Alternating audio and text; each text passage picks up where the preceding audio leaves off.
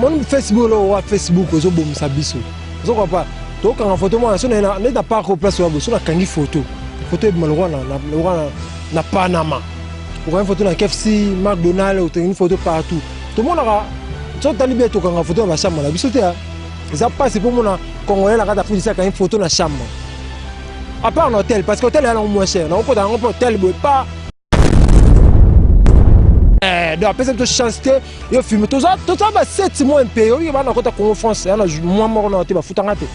Donc 7 mois il y a banana côté qui le foot en. Mais il y a tout côté le Mongo, oui que tout ça église belle na église qui chasse no ba les Kana Congo pardon na Kazarima. Tout ça pasteur Marcelo, toi là maman Chabani, toi pasteur rebelle. Ba les Kana ba foot en Mongo par mois. Mais il y a bon surtout tini $1000, $2000 tout tini lié biso 6 mois pays. Quel comment Boulé, pour les mamans, ça va nous foutre $200. Bon, on a le baran la bima ndé na ngati na manda émission na Congo number 1 besoin za manda lingati, ando lingaka na film kaka, na film kaka. Na like le bata na nganyos tout. Naza caméraman, naza monteur, naza réalisateur. Bon, na tangela na silisa na journalisme. To sisa na ba master msuba osala. Bon, on mso kubana na TV. Na moi que non, na comme na posa on a ko sala ya linga sala te. Au salaba bloqué, a bloqué l'émission dans la YouTube fort. Comment? Si vous avez un kabouani car na abeba liport de Mukolo Congo number 1. Donc kabouani la linga sur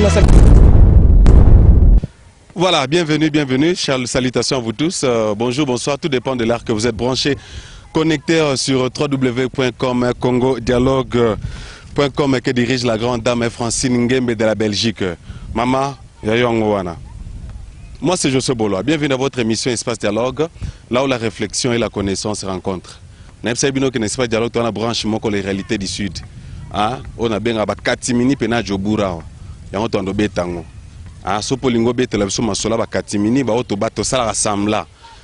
Vous avez un Facebook, mais en réalité, vous avez représenté Moussoussou. Les gens pensent que si on a Afrique du Sud, on a un Nzambe, Lola, que man est Zokoya, or que ça bongote. Donc tu dois être un grand bosseur pour vivre dans la Mboko. Grand merci à Seda Image, Cédric, ou Simbi Bilili. Merci à vous tous, on peut avoir toujours confiance. Il y a un petit écran à Bino. Aujourd'hui, j'ai vraiment un privilège pour Nangai, pour Nakoyamba, Moko, Naibité, Nagobengena, Nazalora pilier, comme pilier. Pilier parce que Badbamon est l'emso abani Moussala na Katia Mboko. Mais Azamo bangé na Katia Média, na Katia présentation d'émission. J'ai le plaisir et je suis honoré Yakoyamba Yannick Ouenge. N'a habité, n'a bien que Foulinwal, réalisateur, présentateur, animateur. Moi, malheureusement, artiste, mon boy, je ne comprends pas. Alors, ils ont vraiment privilégié aux années, na plateau, Lelo. Tout le monde parce que tous en hiver, Mali les ali, Moyo, les autres salles qui tous à la moi bien, même Mali les a pendant période. Yannick Wenge, merci pour Nathan. Je suis très ravi. N'a battu sur tout le sujet, mais tout le la réalité Afrique du Sud. Merci et puis bienvenue. Merci beaucoup. Je suis Boloa. Je vous appelle ça, on respect. Là-bas, beaucoup de jeunes seigneurs sont à yo na respect na yo pour ça la sala kitoko pe ba te belé pe ba ebio libanda ba komelanga pe pour na yo donc pour venir on a une émission là donc na vraiment un respect na yo merci pe na maman Francine Ngembe mes condoléances à toi qui fait la maman vraiment tout ça pour monter maman ko na ye là je souhaite là yo vraiment. Merci beaucoup maman Francine Ngembe. Yannick Yeyodo Azalarane Karazane non akacha Afrique du Sud apina Jobour. Pierre Salam Sala Kitoko. Grand merci Nathan Ayo. Yogo tu m'as touché commentaire réalité parce que le travail est au monana, ba œuvre est au monana. Ngana lo ba soto Salam Sala bien, tondi mabato ba Salam Sala Kitoko. Somme ta présider bien, a présider bien, soit présenter très bien, a présenter très bien. Soit présenter ma bé, to lo ba ko présenter ma bé, quota classe. Kota classe. Si ba yuma o sam sala mabe ba so sam sala mabe ki teti. E comme ko luga ba toti o luga ba so ba ndeni. Bo changer na misala bino. So sam sala mabe o sam sala mabe so lo ba la vérité. So ko pa comme so lo bi vérité ba toti. O ba soda. To changer vraiment. Voilà, comprenez que ça c'est à cœur ouvert. Numéro à l'afficher bientôt dans un petit écran. Si vous voulez participer à ces discussions, réalité du Sud. Yannick, merci beaucoup. Ça fait un bout de temps Zawa. Maintenant, dans l'introduction, que les gens pensent que Yannick Mwenge a Simbika à Lissangu, en Afrique du Sud. Moi, parcours, non, quand même, or que, surtout zone, 1900, 2000 coups tout est. hein po biso sura bana 1900 na bata 2000 ba ko kasalo bana 1900 vraiment donc bana bata 2000 ba bata 1900 là je suis boloa moni mboro yo monde na bana monde journalisme kala so na oye bande na otanga na mokengeli na otanga ko mokengeli ko mam da ko tanga na force nga kata na nchiki na sa théâtre ça peut dans monde théâtre ya na sa théâtre président kasa peso mbote na sa théâtre ba mbalo somo peso mbote na bana nga théâtre na tsa nchiki mais habité yo faut la journaliste journaliste ko sima micro na bana nini te faut la journaliste wana na ba pour la classe ma première sur la deuxième na comme sa théâtre ti mère forcer na ozon classe mokengeli pas na ozo diplôme après diplôme pardon na okende na ina na tangi ina na ba masala matika songo ba masala ngai ba junior diaso basé belé na ba nasiki lakidi o ba osala pe musala bango lelo na otanga na ina aussi sapé to na silisi to okende lingala facile to ba Jimmy ba longwaki ba Jimmy na ba nani ba longwe to okende lingala facile wa TV na bandaki liboso Zakara bi na mona ba idéologie moko boye faut na pese espace moko na activité na fongwama osala émission mo si wenge comme le pesa wenge ça va c'est bon tous les épées d'activer au fond la bani première émission deuxième troisième émission na mara batu ya wenge parce que on a limité moi trop batu ya wenge siko so ya moto moi trop au côté wenge auto batomboki ya bitin to tika je na ko sara reporter na ba image o tie ile kalinga facile na ba fait des sociétés des alarara. Après moi c'est mon bijou et kamba pas moi na papier kamba ça na RTNC moi ça na live ma Kinshasa na peto ko on appelle sembote a benga nga nini masomo a site internet c'est bon na bien ngoté vraiment ma site internet c'était na ki banandeni après na mona Tracy Mbelenga wa sala site na elenga Congo masa na Tracy Mbelenga benga ya ndeni yo film wana etake na nu cameraman pour la journaliste c'était pour moi ça va bokela ke mbasu ne longi pour musala Delix Arlo à la télévision na couleur TV elle rappelle na Monsanto moi ça nga tanga na epé na ina bokela ke mbasu na TV boy mbasu na face boy e bangi sanga yemo kutaloba ngo na télévision awokela ngo sonité ba masaka jalousie na bangaka détant na ya Kazare manal roi cameraman d'être ça bingana roi cameraman na sala ba mambele la mamba caméra na ça vraiment mambele ti pe matika songayo ya masalanga matika songayo ya pe to banne musala na Congo number 1 na filmer na Congo number 1 na filmer na Kazarima ba futa bala nde zalara na poka fait na biso Blaise Banzambi nde mabongo makasi esu mabe nde ti lelo ta msupe ba mo échanger ti to koma boyi ba faire un peu sur ba chance te esu mabe le sundeng ni pene aniki wenge weza na cœur ouvert esu mabe na ndenge nini bon na lobaka nga na bima nde na nga tina banda émission na Congo number 1 Blaise Banzambi anda lingati anda lingaka na filma kaka na like le bata na nga nyostu naza cameraman naza monteur naza réalisateur bon na tangela na silisa na journalisme to sisa na ba master msuba osala bongo même so kubana na TV na moke no na comme na posa ona ko sala ya linga sala te osala ba bloquer a bloquer ba émission na YouTube 4 comment si tout on ka ba kabwani ka na abeba liport de mukolo Congo number 1 tant ka ba kabwani mais linga suna sala émission te on bloquer ba émission nga côté émission ba bloquer côté émission ba bloquer veona za ki ouvert te malar na ebité joana biso to kotela mbongo na Kazarima na avantité c'est vrai le kufa c'est le Kazarima suna ça c'est ça non kakameni ki wenge moko belement et celle qui ngana lukayo na mona yo je sais que tu fais un bon travail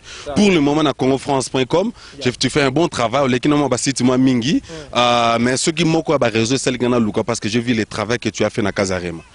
Alors ceux qui peut-être Yannick Wenga yebana à cause de Kazarima pas Blaise Banzambi lelo zolo ba kiam tema be obima yo moko to ndengeni bon ngala bimanga moko moni ba effort netezara tina banos na la par exemple la Congo France ni na mission ni na sala bémission de cette ambition côté politique na améliorer ça boss na mission sur la trop boss José Didi pour la PC mbote otala ngasiko Yannick Wenga ndeti lobilo to so ta tiba désert Wenga zane il faut bête loko moni faut bête moni mission après ça ba actualité il y a rien ya benga bino ka so linga futa oluka bino ba raison Yannick yo image ne mano lenga ndeti sezi ki tuku nga filmer bo image lenga ki au son place na kata ki aluka le poka to ka la salaire bien ça ki bongo te mais pourquoi ça na batu bongo azaki na bien mais côté on malard John za faux Blaise Banzambi na tanki komo na pour nga atanga komo na de apesa to chance te yo filmer to ça ba 7 mois MP yo ba na kota Congo France ya na mois mort na te ba futanga te donc 7 mois ngo ya na banana kota kitile ba futanga mais yé to côté le mbongo obi ke to na ba église belé na Kinshasa no ba le kana Congo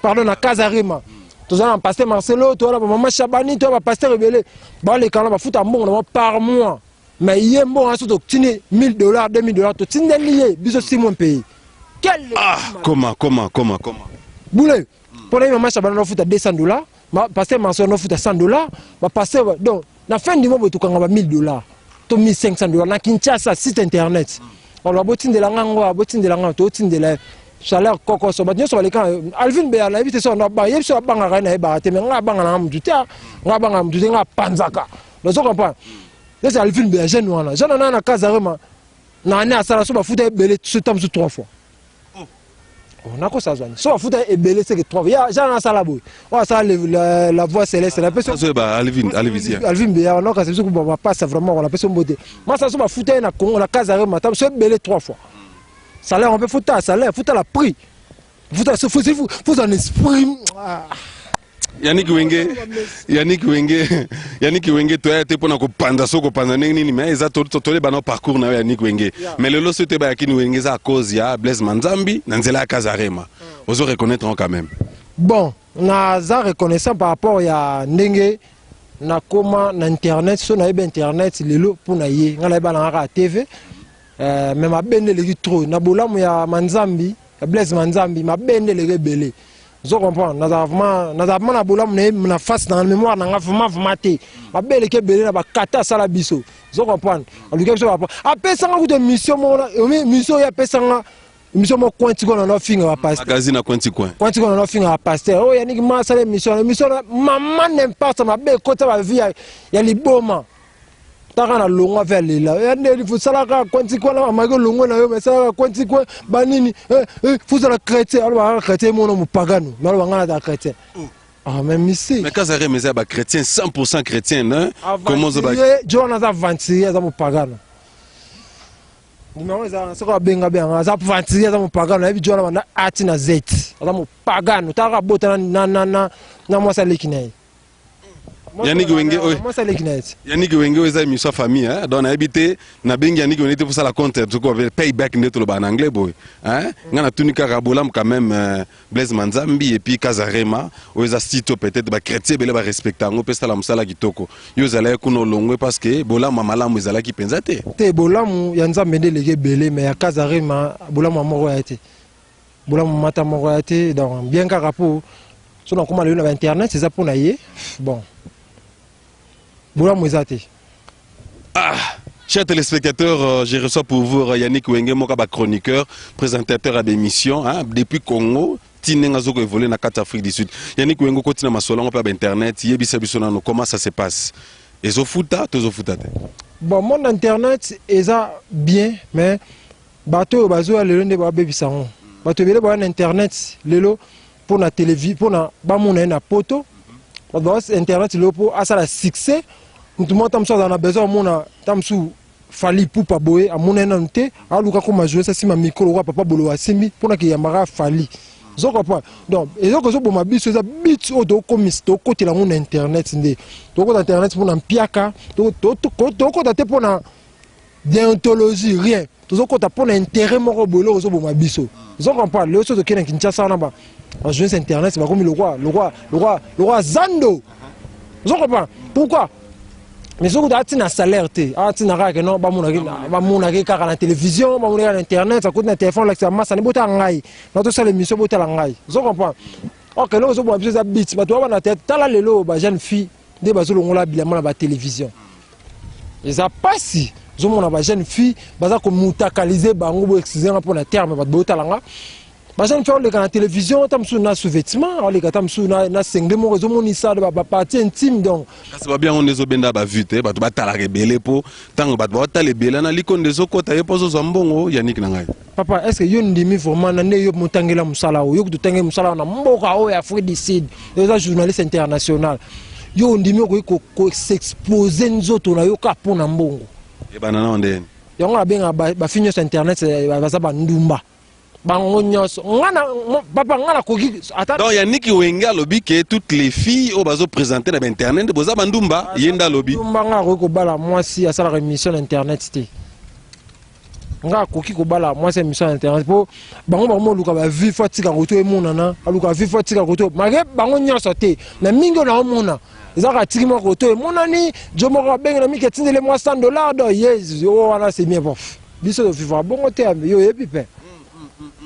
Chers téléspectateurs, vous avez branché na congodialogue.com babino Joseph Bola na mbeli bino Yannick Wenge moka ba chroniqueur donc azana méchant pour na musala oyo po ba bi côté belé ba buzobe côté belé na kati ya média yango moni ba parents musu po ba tala ba émission na biso musu bazo bang ça passe parce que ba parents musu ba ndima ba linga kututé bana bango basala ba ki journalisme ata pona oleka na TV pona kaka internet so po internet sambusi ba to po directeur programme les arrêté directeur programme les arrêté yom do sa l'émission.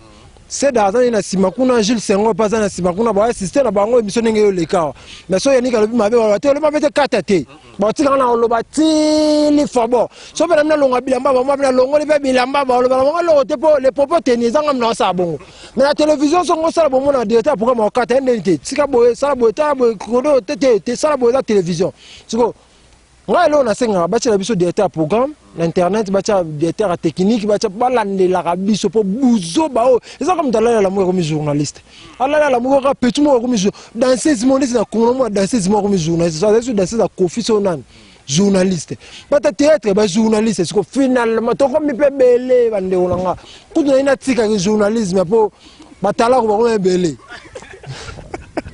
Voilà, ça c'est Yannick Wenge, le chroniqueur, le présentateur des émissions. Nous avons plaisir à quoi donc on est sur Bolingaka, je suis Bolo, on a un bel Yannick donc nous sommes une plateforme je suis qui espace dialogue esa plateforme. Puisque réflexion, na connaissance écoute anaga donc esa talk show tout en anglais, mutaza libre à copier sa opinion nae, ce que vous a pour l'argent, pour contre et engagé kaye moko n'est-ce pas? Donc grand merci Nabino Boza toujours qu'on attire attention. Yannick Wenge na moni ke ba complaine leke belé ba buzobe comme belé donc na éviter ce qui est réalisation ko permettre nga mais na moni za bien teza ya mo azu donc vidéo mo repandé na ba téléphone azo pesa nouvelle que we ranson na kufi mais yo kasko introduction we ranson on nga kufi bon tozino ba vérification te mais na epona no sebino que we ranson na kufi azalaki pena na 4 choses intensives mais donc Mambazolo ba yemongutu azo ebana été non si non mambo azolo ba te yemo mambo lo ba non si un journaliste c'est ça ko informer ba il faut s'informer de batangisa biso journaliste au s'informer après au informer mais le zara so avant na téléphone ka lo mo pas lo ah bi mo na télévision zo micro kingani ils ont trop so mamba wera kufi mais wera kufi te za journaliste mo ba appelle la poto vous appelez la poto ta la poto za information normalité on nous sait que wera kufi wera son habité hein habité Yannick Wenge solana est bien na opanza était pour solana est bien mais il y a fausse information à tous pour avoir d'information il faut s'informer pour avoir d'informer faut s'informer pour avoir informé batou. Yeah, c'est ça quoi. Yannick Wenge, dis-nous un peu toujours na carte Afrique du Sud na Joburawa. Na dit que ça fait pas beaucoup d'années aux Awa, mais musalo ça l'impact na de loger au mona nango. Mais na monde na biso na carte Afrique du Sud awa. Yo ndi makanani vraiment. Peu on s'inspire kananani parmi les journalistes. Et puis conseil au copé ça na ba oyo, yo mo sotali pena mo solobi a oyo atikane kaka. Mais ça banda yo kuti awa. Yannick. Bon, personnellement, on a vraiment un respect et maramo na oloba, et maramo na oloba nzambe témoin pour ngapana ko samuke. Ngapana ko samuke vérité est belé. Tant on a yemoka oyo, ba journaliste mo pe ba yambanga boy mage ba finanga. Papa je suis yebi mais mko ba kuta sanga na yo na mona papa je suis neto mona kina sili.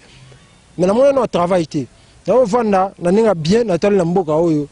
On a beaucoup de respect pa na yo parce que na kutu na mboka oyo ba journaliste baza so baza ba ko ta 6 ou 7 na yebi mais na mona moko ta sa mutanga ndima pe na landa za kayo na zo temps ya mba yo émission nga na zo temps vana na yo na mona non moni ki journalisme oyo tozana awa eza ya makila zo comprendre eza makila le bata Jules Senghor eza makila eloko esala mabe awa ba journaliste bana na kibomoto te il faut ça na kibomoto mais so na tali pas na yo papa je suis ozana kibomoto no ya bato ozana respect ya bato lelo ya minga na émission pour na ngana ya ni ko na eloko te mais yo ya minga na émission wa ve na nga oko sa pe ki fengala be apetcho na mbele émission ala ngba kuna zo pas mais tali était que ozunga la personnalité na nga ozu kibomoto pe ayo bengi ya minga na émission OK bele ba journaliste bele ya ba yo vilo ba ko sala ngote parce que faut ici ba journaliste baza yango bon ça la Sony bah toujours la foule ici bah que journaliste c'est raté pourquoi Bouzoba il est qui trop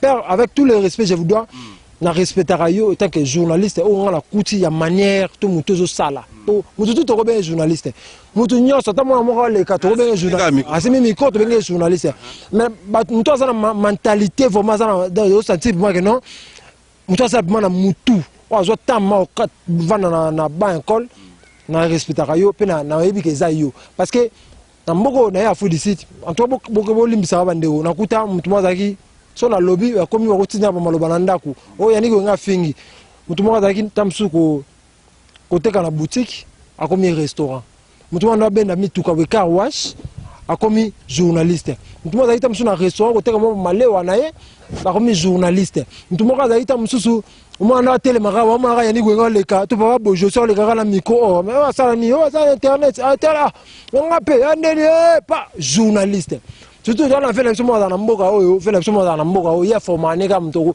so yeko ebise papa ane ni formé nga akomiso journaliste yo ata yeku to be ifasiki ya mboko a fait le mkolo za ka fait mkolo yeba za mta théâtre akoma be journaliste dans ma to vraiment mais la respecter yo ta ke yo oyi musalo sala vraiment Yannick Wenge to pousa na mukesera to bouger mukitalo eza na émission ko tamba to libanda na mbele Yannick Wenge moi c'est Joseph Bolois na 4 émissions espace dialogue to lobela ba réalité à sud concernant musala et média oyo hein ba journaliste to comme tellement belé nous vous respectons aussi yo mo peut sozo se respecter te mais musala zo la o respecter pe musala ngote donc maman Francine Ngembe Yannick Wenge yeyo azo continue toujours ko sala musala na ndinga malamu Yannick Wenge pe sozo mo ba réalité moke oyo kutana ngwatango na mboka adaptation ezala kindenge nini parce que ça na ba télé bolinga batika bateka ba mapangu na bango ba pare bele ba tinda bana bon Yannick Wenge c'est qu'à se retrouver c'est que zo simba kuna me ba ebiteke okemba kinanu pour vendre na makolo conseil nyoko pesa na ba téléspectateurs ba Holanda biso ba na Congo ba na poto kunezo yinda ezo pela moto na ya na Afrique du Sud ba ya bonga chambululu ndengwa papa je suis nabiso ko remember hein ko reconnaître hein maman na ebisa ko na ça na sanité on a imboko si kato kutana c'est papa je sais mikolo na sani na ozonga Congo donc ka fudi c'est pas si fort papa je sais yo to za so ara yibta na santé zela nanu zela visite papa je sais na mo na mboko na zonga afudi si bino bo mo na ngopoto na Kinshasa bo mo na ngoza poto awa to souffrir fort ndinga bien ba Congolais ba souffrir na mboka oyo fort na ndinga ba vantité donc na mboka oyo ba Congolais ba souffrir nga kuna nga na zonga papa na nga mana zonga ya ba conseil ba papa je souhaite vanananu surtout dans la site moi ba ventiler moi bo pa chata ba mikia sala au futa parler problème ah na mboka pour eloko ne ndaku des problèmes tu ko soko taka na site moi bo c'est parce que pour ba futa nga passer soko na futa na kundeni soko na mona lokwa na wala libanda vomi na zonga Kongo na zonga pa na biso soko pa mboko yo eza pasi mboko tango bozo ya mboko yo ba Congolais to bato bauti musika boibo s'installer na Afrique d'ici mboko eza pasi taka ndaku so futi ndaku teti les 5 de 6 ba bengani yo parce to va to yango park ba balala rawa ba Congolais balala rawa ba Congolais balala rawa so bengana ndako yo lala so malilo eza na mboka oyo la vite c'est tout so zo ne ba vandi wana ba balala rawa mati butu ti tongo petani ozuma na bana ba saka mena butu ko maka mbetu pena donc grand hôtel penza ya ko ma grand hôtel po so zo na mbongo ndako te so sala te na mboko ozo mona yako bana balali ba saka na bango mena butu ko ma mbetu so zo na mbongo futa ndako te mboko za pasi alors ko ngata na papa je sais boy so ki mpa moko ye ana ndako papa je sais fo ba sa mbongo ndako to ba sa mbongo ndako to tango yo zolongwa Congo zolongwa wapi oye na mboko afudi so va ne pas battu yeba oye na charge mukolo panga batisa bakisa mbongo en tout cas mboko yo na conseiller battu nyoso balinga baya ya mboko ti Yannick Wenge na ebi ko tsolo ba téléspectateurs que ce que ça passe yo linga ozonga mais pas nyozonga te emso ba c'est que Johanna linga te biso to ya na Afrique du Sud na Kisasa ezopela na Paris kuno ezopela na Belgique ezopela mais yo mo ozonga te pona nini nimso ko tuna ndengo wana bon ngamo na zonga te moni bon en fait to se patene to fa na mboko na monde to kota na be mission pe to kota déjà ozonga Congo tabululu te ne balobaka ozonga tanga to ozonga Congo bo mutu wana kanga yo na kuna na sa be mission ma bo na za mondo na koti be mission na bando sala déjà ya ba politique et ya monde zo senga mona zonga su Congo zate position na zonga Congo lelo e comme désert mais na va na ngaka tout à la o ezo ya liboso Aso mambo changer na mboka mambo bongi na mboka nde tozongi mboka nde ezalaka vraiment. Yannick Wenge moi conseil suka ya mbonga libéré yo na ba onungo tsolo ba ke na mboko eza pasi peut-être ba mona na musika. Elo monsieur ça l'exanga na yo biso to vania ba congolais ba jeune bazo vanda. N'est-ce pas seda? Donc à moni que Lorazolia McDonald a kota Nandos sabi ke seke simbi. Ezamba aventure belezo sala ba tumso moni ka galima Nandos akangi photo atindi na Congo. Mais azo kanga photo te place azo lala. Azo kanga photo te place azo partager. Hein, chambre mo baza 15 na kati. Lelo na ngona lo ba mususu. Mon Facebook lo wa Facebook ozo bomisa biso. Zoko pa. To kanga photo mo so na na pas ko place wa so na kangi photo. Photo e malorwana na Panama. Ou une photo na KFC, McDonald's, ou une photo partout. Tout le monde a so talibé to kanga photo na chambre la biso te. Ça passe pour mon congolais la ka fouiller ça quand une photo na chambre. À part un hôtel parce que l'hôtel est moins cher. Na ko dans un hôtel pas moi taxi pas la kangi photo des zala mais ça rare photo na mtaka ngo 2 3 4 5 c'est pour ba vanda wana pona mboko to vana tamsu 10 pays na mboko na chambre moko Zimbabwe Congolais Malawi Nigeria chambre moko Zimbabwe Zambien Ethiopia Ghana no o ma to sangane ba pays be na chambre moko boule tu ko ba to boye bozana makanisi wana te. N'est juste on a parlé là au moins chambre wana kuna Nigeria na Zimbabwe donc tu as deux pays donc le so ba okanité ba ko boma pe ba tuma ni mbeli o mo ba kongole ba ku fa mboko bon o moi compréhension zimbeli tout ndakufi zoko ba donc moko za ngo passe surtout au niveau de FIFA bo to FIFA rapport en FIFA bon na Facebook te bon na Facebook moi Facebook a vimbi bo o ça bien cette photo moi na to tina Facebook a mais nous avons pas na famille o ya ni go nga bonga ba masa ko o mama tolo chaque jour ba senga ngambo bo ba mona ka photo to da mais o biloko là ils ont moins cher awa comprends là ils ont le moins rozanga te pour na Congo mais za na Congo te pour na gouvernement na biso mais awa ils ont moins cher roza na ngo ba nini awa ko lia yo ebi ko lia papa je sais ko lia ça na ngo lorote eloko za pom awa za ndako bino to bolinga boya botala nanu zo comprends moko yo tala ba Congolais la lali ala mugita kufi surtout na yo villa mutala la mugite mutala la mugite mutala lo stress si to futa no palais tamsu Nigeria bo abo futa ndaku Zimbabwe futa ndambu tala ba pays no Nigeria Nigeria futa ndambu Zimbabwe bo futa utakoto Zambia futa ndambu stress wala mta piquer que za kufi donc mato père mato. Voilà, merci beaucoup. Donc, c'est rigolant. Hein? Donc, tous c'est capable parce que ils ont passé. Tous c'est capable de la stress en OP. Tous c'est capable. Il y a vous savez on stress parce que sécurité mato. Moi to mo banga to fana qui me faut c'est capable. Ah c'est qui moi je sors on ko 20h au moins 22h. Ça dit pousser le monde d'abou. Voilà, merci beaucoup. Si vous aimez cette émission, vous voulez participer aussi à ma conseil, à ma suggestion, bah numéro dans un petit écran, c'est dans derrière la caméra. Merci aussi la grande dame Francine Ngembe, vraiment Pierrot Ngombo, donc les grands boss, grands prêtres, n'est-ce pas? Hein? JC Mbadi de Ayangwana. Tout comme Nasuga Yannick Wenge, vraiment très intéressant. Merci d'avoir argument, j'ai aimé ça. Donc, tengote ça ba téléspectateurs que ils ont la réalité bélo biso ba jeune. Ba Congolais bazo vivre awa hein ndaku moko do chambre mo 40 pays ndenge ya nikalo pays ndaku moko bo mo flat boy tamsu immeuble o mobima o maka monde entier za ba français tout le monde muke Zambien Zimbabwe Congolais Brazzavillois na kata o ba Angolais baza na kata dans pays voilà Yannick Wenge pour votre mot de la fin, votre conseil sur le plan médiatique na bandeko bazana kata monde média ngo ba yesikoyo na ba oyo pozolanda. Je crois que on s'inspire à peine à batu mususu. Conseil nyoko pesa bango et puis troisièmement conseil nyoko pesa na ba jeune o biso ndeto vandia kan ngolobi ezamboka ba stress ebele. Hein, dans la réalité, monsieur Bataliban a besoin de bon, merci beaucoup, papa. Je suis la PC vraiment conseil. La PC non merci par rapport au PC du matin là yo, au long na car na yo. Ça dit na car, ça va ko ça binu na car. Zo ma car na zo shenga. Tito komiawa. Merci beaucoup vraiment na temps on PC. Merci beaucoup. Na maman Francine Ngembe pour na temps yo, maman Francine. Ngap mana ça kona ramwa na yo. Na ramwa na yo vraiment wa. Non sur la batunya tout bo ça la musala ninga mabe bo mikolo mineur na télévision zati. Biso tout à mikolo ça dit mineur mon a 16 ans en télévision zati tout à mikolo tout ça musala na ninga normal to ba ke ba te bele ba ta la biso ba Dr Abraham Wamudjilo moto na nzambe otala biso mama Nadine Malila mama Sophie na Reine mama na Mede Maxi ba otala biso batebele batala biso tout ça quand même na respect on nde ba otala biso to ba loko to bimisa na télévision to ba loko to lata to ba bamusu to loba pona mamnyo so na lobi ya mabe olimbisa parce que ngalo ba vérité ngaboto na bonzambe ça biso so nzambe te to ebite vraiment na ba vérité on na lobi mabe o essuyer alimbisa nga donc mais na lobi la vérité ndezala merci beaucoup papa nata on peut singa bino tout bozaka bino.